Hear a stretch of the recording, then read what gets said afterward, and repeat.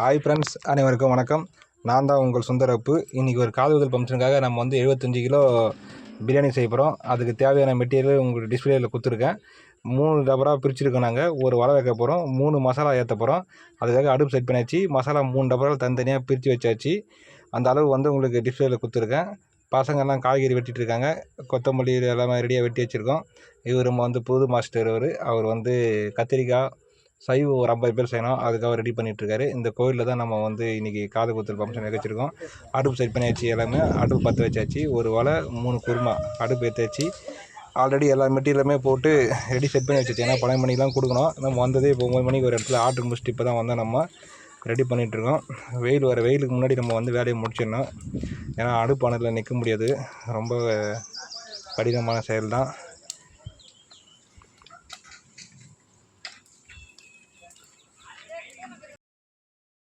ஒரு டபராலையும் 9 கிலோ வெங்காயமும் 4 லிட்டர் எண்ணெய், 6 லிட்டர் நெய், பட்டை, லவங்கம், ஏலக்காய், பச்சை மிளகாய் 100 கிராம் போட்டு தனியாக செட் பண்ணி வச்சு அடுப்பில் ஏற்றி பற்ற வச்சாச்சு. வதக்கிட்டு இருக்கோம்.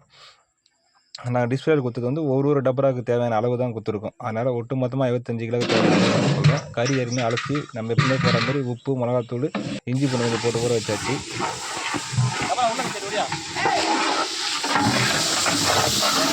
வெங்காயம் நல்லா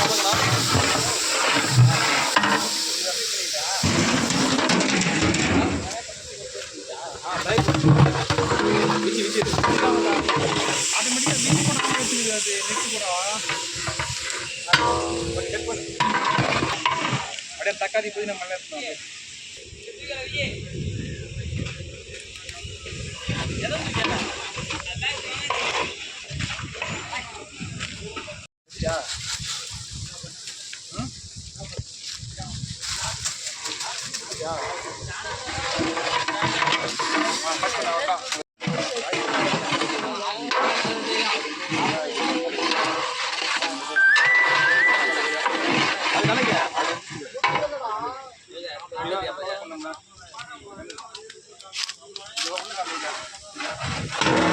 நல்லா ப்ரௌன் கலரில் அதுக்கப்புறம் தான் இஞ்சி பூண்டு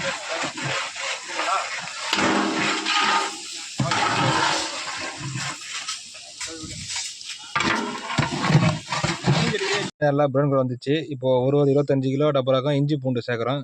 இஞ்சி 2 கிலோ, பூண்டு 2.5 கிலோ என்ற விதத்தில் நம்ம சேர்க்குறோம். அதை சேர்த்து இஞ்சி பூண்டு நல்லா பச்சை வாசனை போகிற வரைக்கும் நல்லா வதக்கணும். ஒரு டபரா 25 கிலோ அரிசி, 25 கிலோ கறி ஈக்குவலாக போகிறோம். ஒரு டபராவில் மட்டும் ஒரு 5 கிலோ கறி எக்ஸ்ட்ரா போடுறோம். நம்ம மொத்தம் 85 கிலோ கறி இருக்குல்ல, அதனால் நல்லா வதக்கணும். இஞ்சி பூண்டு வதங்கினா தான் அந்தளவுக்கு நல்லா டேஸ்ட்டாக இருக்கும் நம்மளுக்கு. ஓகேங்களா? ஆளுக்கு ஒரு டபரா நிற்க வச்சுருக்கேன் வெயிலில். எல்லா டபராவுக்கு போடுப்பா இஞ்சி பூண்டு பேஸ்ட்டு. இஞ்சி பூண்டு வதக்கிச்சு. மிளகாத்தூள் சேர்க்குறோம். சக்தி தனி மிளகாய்த்தூள் 200 கிராம் சேர்க்குறோம். 250 கிராம் கறியில் போட்டு ஊற வச்சுருக்கோம். ஆனால் ஒரு டபராக 200 கிராம் போடணும். கரெக்டாக ஒரு 25 கிலோவுக்கு அரிசி 250 கிராம் மிளகாய்த்தூள் போட்டிங்கன்னா நல்லாயிருக்கும். எல்லா டபராக வச்சுருப்பா மிளகாத்தூள் கரெக்டாக வச்சுருப்பா. அதே அளவு வைப்பா. அப்புறம் நம்ம கறி போட்ட பிறகு பத்தலைன்னா சேர்த்துக்கலாம். ஏன்னா கறியில் உப்பு மிளகாத்தூள் ஏற்கனவே போட்டு ஊற வச்சுருக்கோம். அப்போ தான் நம்ம கறியோடைய சாஃப்ட்னஸ் நல்லாயிருக்கும். கறியில் உப்பு காரம் நல்லா அந்தளவுக்கு தெளிவாக ஊறி இருக்கும். அதனால் நாங்கள் எப்பவுமே ஊற வைப்போம். நாங்கள் இப்போ இஞ்சி பூண்டு பசலையே மிளகாத்தூள் போட்டிங்கன்னா மிளகாத்தூள் பச்சை வாசனை போயிடும். தயிர் அதுமாரி பார்த்தீங்கன்னா ஒரு டபராக 2 லிட்டர் தயிர் ஊற்றுறோம் நாங்கள். 2 லிட்டர் தயிர் ஒரு டபராக போட்டிருப்பா. எல்லா டபராக போட்டிருப்பா. நெக்ஸ்ட் இப்போ நம்ம தக்காளி ஒரு டபராக 7 கிலோ சேர்த்துக்கிறோம். புதினா மல்லி வெட்டி வச்சுருக்கோம். அது நல்லா அலசி எடுத்துன்னு போட சொல்லுப்பா தம்பி. இப்போ நல்லா போடுங்க. எல்லா டபரா தக்காளி போடுப்பா. அதாவது தக்காளி போட்டு நல்லா வதக்குங்க. நல்லா எந்த அளவுக்கு நல்லா வதக்குறீங்க அந்த அளவுக்கு புதினா நல்லா அலசி போதா நல்லா அலசி எடுத்து போடுப்பா. தண்ணி ஒட்ட பிரிஞ்சு எடுத்து போடுப்பா. தூங்க மாட்டேன் போட்டு போடு.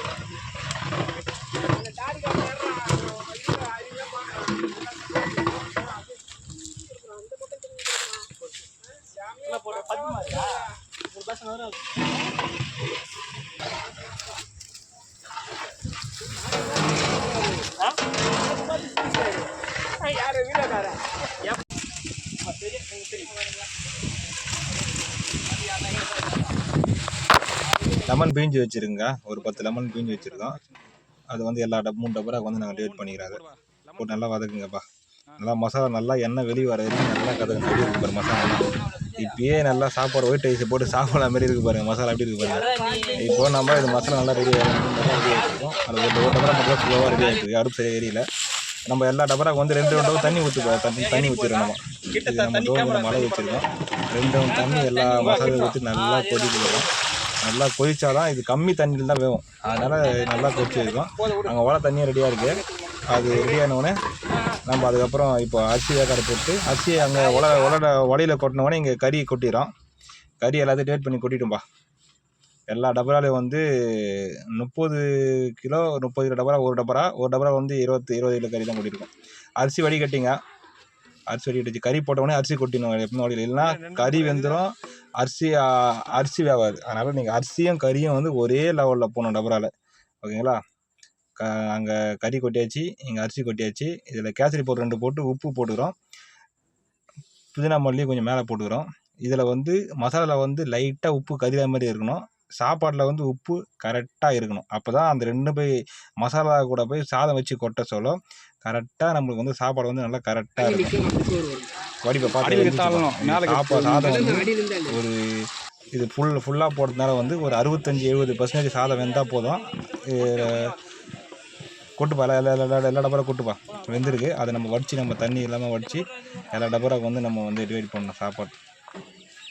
இதுதான் ஒரு முக்கியமான நேரம் இது. இதில் வந்து நம்ம கொஞ்சம் கஷ்டப்பட வேண்டிய நிலை இருக்குது. ஏன்னா சிம்பிளாக வந்து டம் பிரியாணி போட்டு போகலாம். ஆனால் மக்கள் நல்ல பிரியாணி கொடுன்னு சொல்லிட்டு நாங்கள் வடி பிரியாணி கஷ்டப்பட்டு வெயிலில் போட்டுட்ருக்கோம்.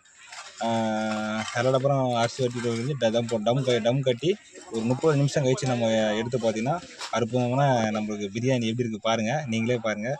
நல்லா கலர்ஃபுல்லாக இருக்குது பாருங்கள். எல்லா டபரா காமிப்பா அப்படியே மக்கள் நல்லா பார்க்கட்டும் எப்படி இருக்குது பாருங்கள்.